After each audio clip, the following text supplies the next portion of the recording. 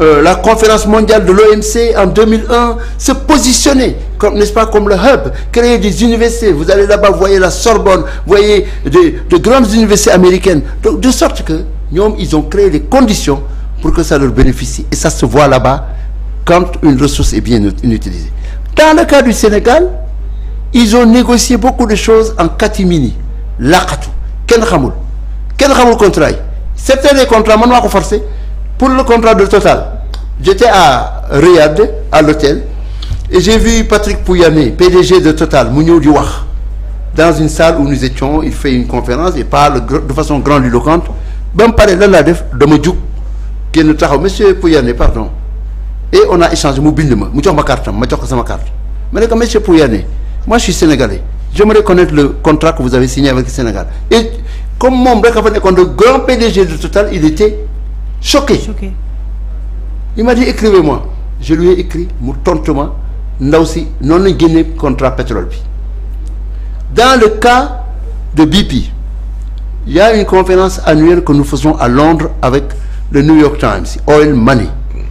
Ma nekk fa et je vois Bob Dudley, PDG de British Petroleum. Je sais que les gens de British Petroleum ñu ngi may seetaan amuñ kenn ku ko ñemee weddi. Ma ne ko monsieur Bob Dudley ñu yónnee ma ñoom seen vice-président ma ne il faut que vous nous disiez qu'est-ce que vous avez fait. C'est un crime. Vous avez négocié et vous avez donné des royalties, vous avez donné notre pétrole à des personnes contrairement aux lois qui doivent gouverner vos interventions à l'extérieur et contrairement à vos engagements de gouvernance dans les bourses où vous êtes cotés, notamment la bourse de New York et de Londres. Je les ai vus trembler. D'ailleurs, Bob Dudley, après une kodax PDG de British Petroleum, parce qu'ils se sont rendus compte que li ñu def musiba la. Su fekkee nag Macky Sall yaakaar na ne li ñu def ba pare ñu bàyyi ko mu dem mën a rëcc dafay nax boppam parce que man yóbbu naa dossier bi de aux États-Unis au ministère américain de la justice yóbbu naa ko fa maa ko fa yóbbu su fu bougé dinaa ko yóbbu man dinaa ko yóbbu ñu jàpp ko moom xam na ko Macky Sall mi ngi may seetaan xam na ne man du ma waxantu. waxoon naa leen mën nañu ko jàpp ci dossier boobu. bañ a ko jàpp. Ah bon? Mais un voleur. Mais vous savez pourquoi Aziz est en prison? Pourquoi Sarkozy a été arrêté? Qu'est-ce que vous pensez? Vous pensez que mën nga def loolu ba pare rek dem sa yoon? Mais il y a des lois. xam nga loolu. Il y a des juges indépendants. Macky Sall ba may génn Sénégal lan laa fi waxoon les Kaolack duñ fàttali ñu ngi may seetaan Dakar gële gars yi fa nekkoon ku leen jam ñu fayu Biram Ndumbe Kër Koura Yacine ku leen jam ñu fayu du loolu laa leen waxoon. du leen juumal dugg si man. dama ne na duma mondialement Macky Sall mondialement laa ko duma mondialement ba nga xam ne xamatul lu muy wax sax laa la wax jaar na fu nekk nag jéem na yàq du nekk samay relation mais mujj gi il a perdu la bataille et le jour où j'atterrissais au Sénégal le 2 avril jour boobu la doon dem xam nga c'est le signe du destin c'est pas un hasard. mais doyen. waaw doyen bu ñu génnee tuuti ci wàllum économie ku xam sa histoire ak Macky Sall li leen lié woon. ba bu ñu bëggee yenn saa yu bourse bëgg ku leen defal ay link sur l'international Adama Gaye di ci dugal loxoom mais lan moo xew noonu rek ba pëf bu fi nekk nii Macky Sall daal mel nii ku ko tegal Adama Gaye moom maa di Adama Gaye tamit bëggatul sax gis Macky Sall et sa famille même en photo. waaw xam lan moo xew. lu xew dafa am lu xew. xam nga lan moo xew. waaw personnellement. sama bopp. man dama xool adduna bi xam nga wax naa tout à l'heure nit koo xam ne mënuloo di jékki-jékki xoolaat sa bopp si miroir tëdd sa njëgënaay ak sa conscience bañ a remettre en question doo nit. man dama xool ba mu yàgg ma ne moi Adama li ma des sama adduna je vais essayer d'être comme ça bëgguma bokk ci loo xam ne lii la wala lii tout droit. dooy toog ba ci nga sentir coupable. non. wala comptable fermeté et rigueur. non coupable wala comptable. non kan kii ma. yow waaw doo par rapport à quoi. bon xam nga Macky Sall am na ñoo xam ni yow da boole nga ko ak ñoom. waaw. sur l'international. non rakkam tamit. waaw. daan nga ko. bien sûr. mu daal wax sax xam nga. waaw léegi est-ce que yow doo toog ba ci yàgg nga jàpp ne yow aussi am nga ci part de responsabilité. non su ma yëgoon. wala amoo ci benn regret. déedéet man aw ma si responsabilité. non amoo ci regret. pourquoi en 2012. le 8 mars 2012 ou le 11 mars 2012 lan laa def maa ngi woon au Zimbabwe en mission pour une société minière ma nekk sama hôtel gis ne deuxième tour de l'élection présidentielle Abdoulaye Wade ak Macky Sall ñoo ko war a def fa ma toog foofu mais tous les gens qui nous regardent savent que loolu la bind j'ai écrit un texte que j'ai publié entre la peste et le choléra le refus d'un choix et je dis aux Sénégalais bu leen def lii su ngeen ko defee da ngeen ko rëccu bind naa ko je l'ai écrit soo demee Google bi génne ko da nga xam ne bind naa loolu ba ma ko bindee tout de suite am na ñu mu wax ah Penda Mbow dafa ma mais Adama yow di nga bind xaw na yàq dëkk bi de nit ñi bëgg xaw nañu génne de Mamadou Ibra Kane daf ma woo ne Adama est-ce que mën naa la invité grand jury ma ne d'accord ma ñëw répété ko wax Sénégalais bu leen ko def et j'ai écrit que les grandes démocraties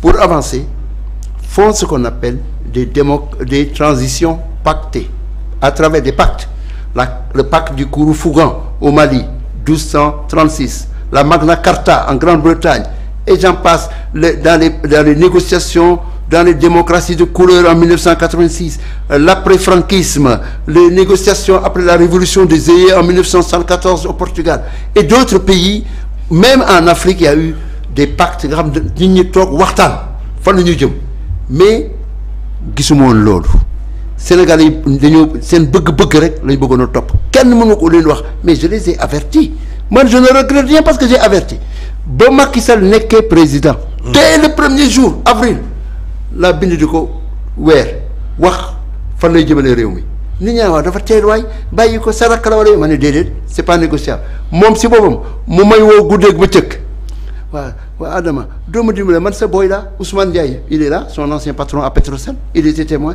man sa boy la yow da ma ne ko defuma ko man li may def mooy di nga xam ne c'est l'intérêt du pays bañ ko defee ba dem qu'est-ce qui s'est passé ba mu xamee ne mënuma am Malick Sall jóge fële ne man maa xam Adama c'est un ami de longue date kon boog Adama daal c'est un homme habitué à la belle vie su ko jàppee rek 2 jours 3 jours rek mu salit ils avaient tort te moom Malick Sall moom bokk na ci nit ñi nga xam ne ñoo waral sa arrestation. waaw Malick c'était mon témoin de mariage. C'est mon ami maa ko doon may xaalis maa ko doon dimbale maa ko doon boole ak chef d'état su daan ñëw sama kër loolu lay dëkk mais yaakaaroon na ne. xam nga nekkate iñaan jalousie nekkate maa ngi doon oyofal sama bopp nekkate kii ma iñaane woon bay bëgg a dee xam nga loolu bon bu mu ko waxee Macky Sall bu mu wax Macky Sall si erreur bi bañ ma jàppee. ils ont vu toutes sortes de problèmes qu'est-ce qui s'est passé Serigne Mountakha Mbacké khalife général des Mourides sama mbokk la ne ko bu leen ko jàpp yéen a ngi def erreur de dañ ma xamuloon xam nga Serigne ñoom léegi am na yu ñuy gis bañ ko defee ñu wër fu nekk nag bañ jaaxle ils ont été obligés ni ñu may ñëwee jàpp ma comme ça le matin du 29 juillet 2019 sans mandat légal noonu la ñuy def le 20 septembre fa ma taxoon am rendez-vous avec mon avocat ñu fekk ma fi muy taxaw di xaar monsieur Gaye vous êtes libre nga xam ne c'est un état de non-droit ba ma gisee loolu ma ne lii nag comme noonu la mel xaaral ma génn fii donc man aw ma lu may regretter j'ai averti les Sénégalais à temps. yaa ngi expliqué sànq Macky Sall. oui seen problème nga ne bi mu démarré rek nga commencé sa opposition. nga commencé di opposé wu ak moom lan nga xamoon ci Macky lu nit ñi xamul woon. lu bari. comme dama xam d'abord bi mu wutee pétrole daf ko sàcc ba mu wutee pétrole dafa sàcc daf ko sàcc c'est un voleur. Sones il a placé ses amis les Baydi Ndiaye Souleymane les Delko Samb pour ñuy sàcc di ko jox muy dem di wax Ablaye Wade ne ko voilà telle société m'a donné tant ndek su ko joxee 100 millions mu ñëw ne Wade oui c'est un bon militant il nous a donné 5 millions loolu dafa nekkee woon ma ne ko man bokkuma si mu jaar fu nekk ñëw na fekk ma fii restaurant sport équestre sur Anne Marinas toog ak man ak grand boubou toog waa Adama lan lañu mën a def fekk sama hôtel Sofitel ne ma waa mais yow am nañu mën nañ jël tant de millions de dollars si ma ne jëluma Sénégal laa ko wutal pétrole bi moo woo Abdoulaye Wade ne ko xaalis bi Sénégal laa ko wutal Macky Sall nga koy sàcc comme Abdoulaye Wade était un vaniteux xam nga loolu yaakaar na rey na gaynde gi il n'en croyait pas c'est plus tard quand il a perdu le pouvoir ba ma gisee à Versailles mu ne ma mais Adama comment j'ai fait pour perdre les intellectuels ma ne ko un intellectuel on ne l'écrase pas on l'écoute xam nga loolu donc Macky Sall dama topp fu nekk ba ma nekk Selbem dégg nga ma lay wax Selbe xam nga Selbe mooy daal. Selbe ak Njulli voilà ba mu dugg ma ay Rotterdam dans les Lupanar xam nga wax. voilà fa ñu carte rouge yi nga xam ne moo tax ma tuddee ko retraite daanu moo tax ñemaloon wax dama ko weer laa la wax ba nga xam ne xamul wax moo li ci nag comme bëgg mën jël affaire am te Macky dana ñëw di ma seet xam nga Macky c'est un pauvre type pauvre sakaru nit laa la wax xam la wax dana ñëw di ma seet si hôtel. waaw mais mi ngi statut bi ba tey ancien chef de l'État wala. quel statut. même quelle institution ba mu nekkee président laa ko respecté wul. dégg loolu ma lay wax. mais c'est que loolu moo ma jaaxal doyen moo tax ma ne la. man le point le point de départ. non moom la fekk see. ci hôtel. waaw ci hôtel ba waaw. hôtel bi dana ñëw foofu di ma seet. waaw doo dimbale Aliou Sall wutal ko bourse. hôtel Aliou rakk ji. Aliou Sall. Aliou Sall temps yi mbëkk rideau yi da daan lekk 250 francs. léegi mu sàcc 10 milliards de dollars. Petro-Tim moom franc 6 000 milliards boo ko daw. xam nga loolu booy boobu ba muy soutenir son mémoire aussi dafa ñëw saraxuma pour ba ñëw taxaw fa may ko kii non c'est un escroc. Avec mes amis de Londres, quand nous venions ici pour soumissionner, faire des projets pétroliers ou bien d'hydrocarbures, dans sàcc ay dossiers ñëw di ñu fekk à l'aéroport du ñu ko jox Aliou Sall suñu xale yi dañu koy xool ne mais il se croque c'est un escroc oui mais vous croyez que Macky Sall mën naa ko respecter joo moroomam Abdoulaye Wade ko def Abdoulaye Wade moo ñëw jël ay sagaru nit bëgg leen a teg suñu bopp xam nga loolu. parce que lui aussi il avait un agenda ñu doon jaamu doom ji la bëggoon teg si kanam ay Macky Sall di raamal Karim Wade alors que Karim Wade doo ma raamal sama doom sax mën na ko jàngal c'est quoi ah finance ba muy wax sama doom mën na ko jàngal il est à Wall Street du moroomu Karim Wade. mais Aliou Sall nu mu def ba dugg ci pétrole bi. mais dafa escroquerie il est venu parce que Macky Sall bi mu nekkee d'abord ministre daf ko nommé à l'ASER comme conseil de presse après mu jóge fa.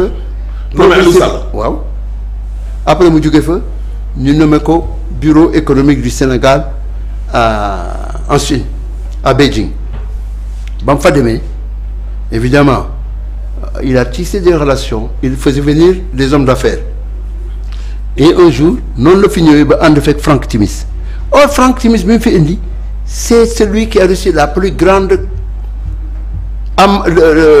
une amende on dit à la bourse de Londres pour escroquerie pour l'argent qu'il a volé de Sierra Leone sur les mines de fer de Sierra Leone ñu bàyyi ko mu ñëw fii xam nga un état normal régulier fait ce qu'on appelle due diligence and due process il y a des procédures à faire pour être sûr que kii ngay ñëw xool nga ko on appelle ça vetting da koy vérifier xamal lan ak lan bala nga ko bàyyi mu dugg si koo xam ne parce que bala nga joxe nit contrat pétro-gazier wala yooyu dafa am des choses yoo xam ne dañuy wax est-ce qu'il a les références est-ce qu'il a pratiqué ça quelque part est-ce qu'il a des exemples à mettre sur la table est-ce qu'il a des réussites rien xam nga loolu et il y avait un bureau ici je pense l'IGE qui avait dit ce monsieur-là n'est pas qualifié pour avoir ce contrat et quand Macky Sall est arrivé il voulait revenir sur le contrat mais comme lui c'est un cupide xaalis rek moo ko jiital sàcc moo ko jiital il n'a pas de limite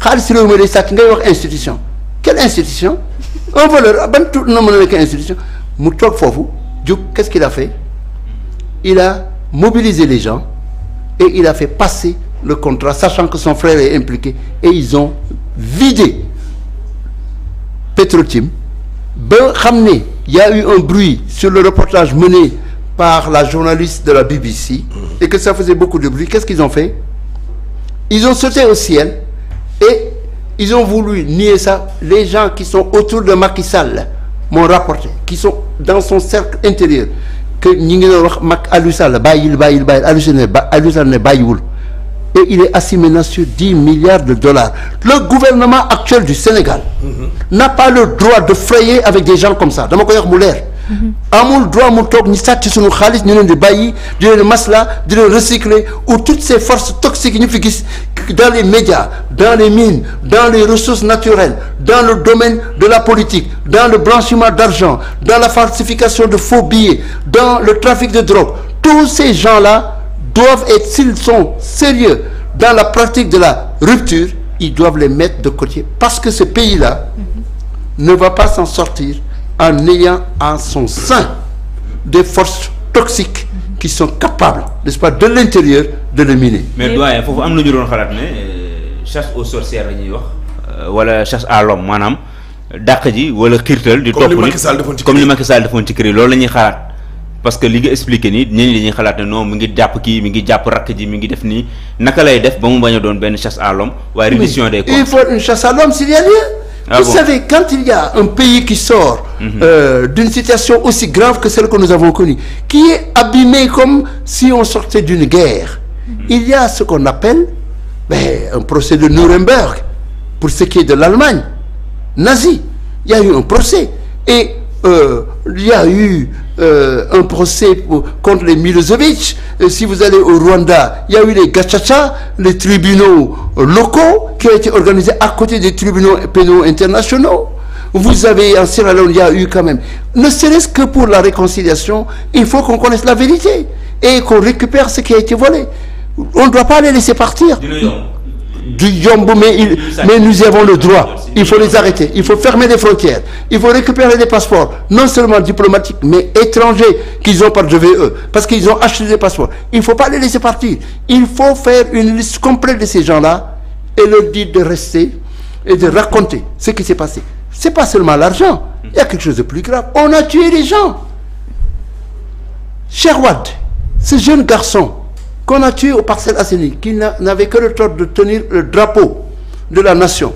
Ñu dóor ko bal fii en pleine tête. Adja Diallo, une belle jeune fille de Ngor, on l'a tué, ñëpp gis ko. Les tey sama romboon di dem dugg si ay commissariat yi ñu oui waruñu woon bàyyi Macky. C'est les gens de commissariat ñoo koy wax de. waruñu ko bàyyi ma ne vous étiez avec lui hein, vous l'avez accompagné du début à la fin. Mais vous savez, on vous a combattu parce que nous ne sommes pas des gens disposés à se laisser faire. Donc, si vous voulez faire amende honorable, faites-le de façon convaincante. On ne peut pas vous oublier. Parce qu'il y a une crise profonde, n'est-ce pas? Aussi bien, excusez-moi, ça m'a sauté de mettre. Comme ça, c'est le qu'il est politique. Quand? Ah donc, la justice, on a pas dit. Mais sécurité. Sécurité, presse, médias. Regarde ces journalistes-là, 15 journalistes reçus par Macky Sall pendant qu'on était en campagne électorale au mois de mars. On dit on donne 40 milliards d'effacement d'une ardoise fiscale. Au nom de quoi? Les hôpitaux souffrent, les abris scolaires. Mais il n'y a pas de yérem, il y a un état de droit. Il n'y a pas d'état. Il faut ce qu'on appelle l'équité. Vous savez, ces temps-ci, il y a un grand débat sur les femmes qui sont absentes du gouvernement. Or, il y a un concept qui est à la mode qui s'appelle Gen Z, Gender Equity, Social Inclusion. Il faut qu'il y ait les handicapés, les femmes, les autres. Il y a